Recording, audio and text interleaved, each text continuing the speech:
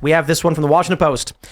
Georgia judge dismisses 6 charges in Trump election interference case. He now faces 10 charges instead of 13. He is still accused of criminally conspiring to try to overturn the 2020 presidential election. This is interesting. So I think, it dismissed 6 of the 41 counts in the indictment against Trump and his allies from 47 to 41. And I think like the principal, the main dismissal here is like that phone call where he said, find me the votes. Yeah. The left came out and the Democrats, they were like, find me. He's saying to make them. And I was like, or he's saying like, count the votes and recount them and figure out what happened or what's going on. It's just that simple. But a lot of people are saying that this is an indication that he's not going to dismiss Fani Willis. And so it's big news. I don't know what there is to really say about it other than like we get what's going on in this country. Country's being ripped apart. I do actually, throwing it back to the previous segment, I think it's funny that we have a bipartisan effort in this TikTok Right. divestment bill. Why would anyone in this country actually find common ground on something is very strange, especially when stuff like this is happening. Yeah, I mean, it's a total sham show trial that they're just targeting our leader, right? I mean, it's clear as day at this point. There is really no merit to the case. They are making one out of thin air, and they're trying to drain resources. Did you see the Robert Hur testimony? Just snippets. Obviously, it was more TikTok related this today. Right. Yeah, and so seeing this, we had Kurt Mills on the show yesterday, and in the members only, we argued a bit. I just feel like Republicans do absolutely nothing. And someone commented, Republicans hold office, Democrats hold power. And I was like, yeah, that sounds about right.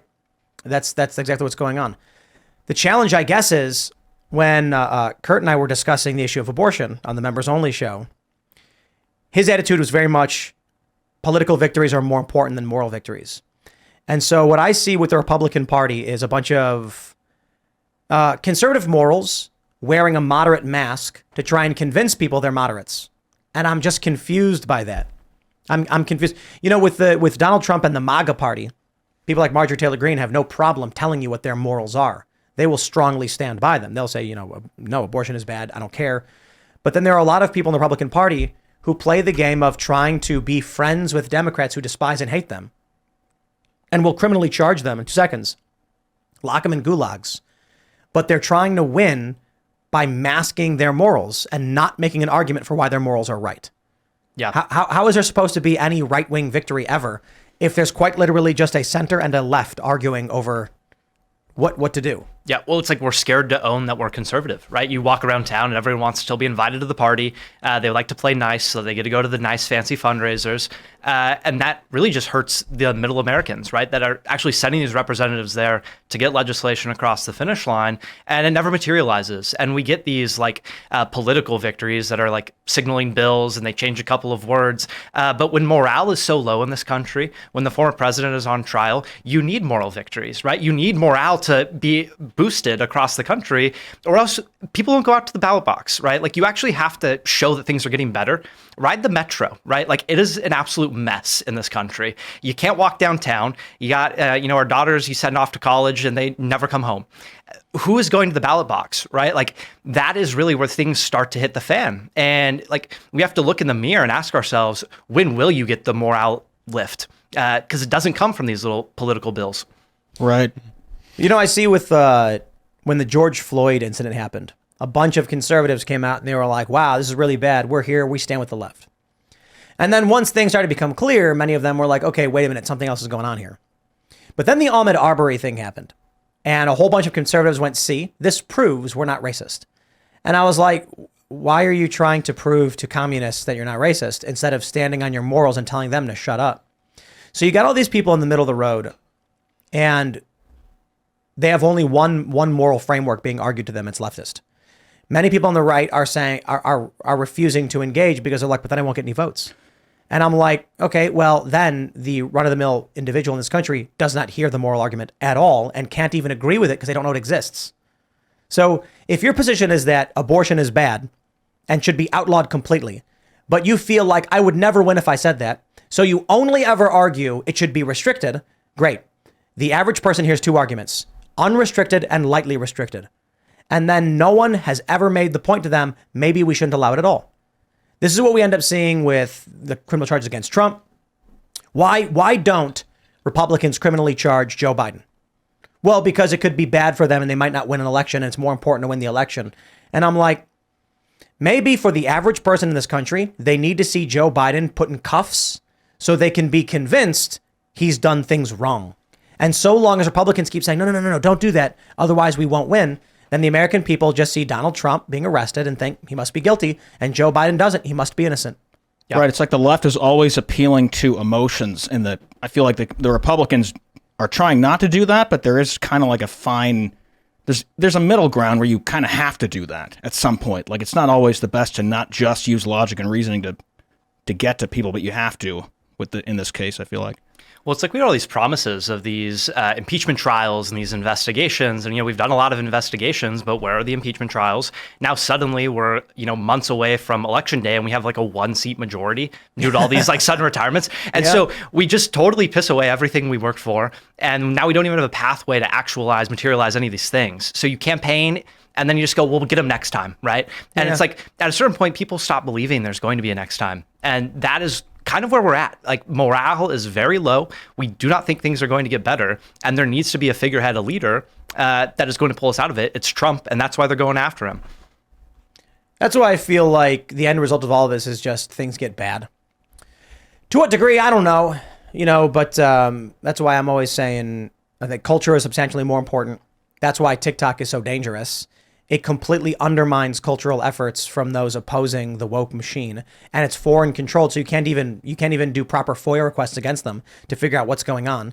Like, you're ever gonna get, with let me say this: if TikTok is forced to divest, and they actually do, and you get Rumble or some American interest buying it, imagine the emails that get released. You thought the Twitter files were wild? Wait for the TikTok files. Oh, man. Force them to divest so that we get an American company. And you know what? The funny thing is, you'll get Democrats on board with it. You know why? Because it's going to show the Chinese Communist Party saying things like, we want to manipulate, we want to interfere. And even Democrats are going to be like, we're going to earn brownie points with this. Publish it. Yeah. Or you'll find out that what you were thinking about, the potentially not realness of all these people. Oh, yeah. That could be a thing. Yeah. Well, what's really interesting here is just like the Facebook files and the Twitter files, there are likely TikTok files where the White House was in active communication with a Chinese-owned enterprise like TikTok on the basis of content moderation. You look back a couple of Earth days ago, and the TikTok app actually banned climate denialism. And it totally stopped any of the messaging on banning TikTok in the States. And that is a concession, right? You look at the fact pattern of the Facebook files and the Twitter files, it stopped all criticisms of the content moderation regime. They did the exact same playbook, and suddenly TikTok is like in clean, totally good standing. And then it takes, a crisis to basically bring it back into question. And that is where we're at. And there are definitely interesting skeletons to be unearthed in the case of a divestment. I actually think, just to bring these stories together, the TikTok thing is a really great example of why there is no real right wing in this country. There is no organized, unified structure sharing an ideology that wants to accomplish anything. Doesn't exist. The left has it. AOC will say whatever they tell her to say. I mean, she just wants to be there. So Democrats there's a viral video of these two young girls being interviewed, and they're asked how many genders there are. One girl starts answering, the other girl says, no, stop, don't say that on camera. Maybe it's fake, I don't know. But those things certainly are real, and I've experienced one of them too. Like, it happened to me when a woman was speaking to me on camera and then tried to get me to delete delete that. You can't show that. They are terrified to oppose the machine. On the right, it's just infighting all day, every day, nonstop.